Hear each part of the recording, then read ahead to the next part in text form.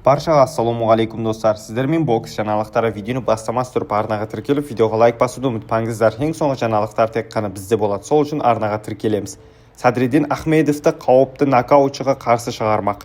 Бірінші орта салмақтағы қазақстандық боксшы Садриддин Ахмедовке мексикалық Элиас Эспадеспен жекпе-жектен кейін жаңа қарсылас табылды деп хабарлайды. Еске салайық, ақш-тың Камерис қаласында өткен жекпе-жекте 10 раунд толық өтіп тең аяқталды. Бұл жанкүйерлер мен сарапшылар үшін күтпеген жағдай болды. Өйткені осыған дейін Ахмедов 15 жекпе-жегінің бәрінде жеңіп, оның 13-шісі нокаутпен аяқтаған. Сарапшылар пікірімен жаңа қарсылас боксшы.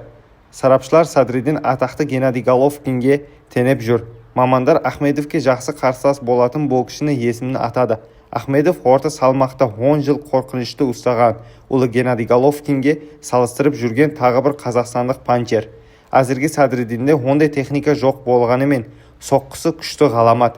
Бұл Ахмедов үшін өте тығыз бірінші орта салмақтағы кезекті сынақ. 360 промоушн өз қатарында топ қарсылас бар. Украиналық Сергей Богачук, ол бір жыл бұрын Вергил артисті жеңіп кете жазған еді, деп жазады ТСС. Сергей Богачук деген кім? Украиналық Сергей Богачук бірінші орта дивизиондағы мықты нокаутшылардың бірі.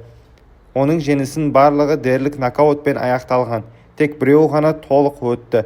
Қазіргі таңда ол WBS рингінде екінші және WBS тұжырымы бойынша 8-шінде тұр. Садриддин қазіргі таңда Геннадий Головкиннің бұрынғы командасымен жұмыс істеді. Бапкері Абел Санчес, ал промоутері Том Лефлер. Сіздермен бокс жаңалықтары болды. Арнаға тіркеліп, видеоға лайк басуды ұмытпаңыздар. Ең соңғы жаңалықтар тек қана бізде болады.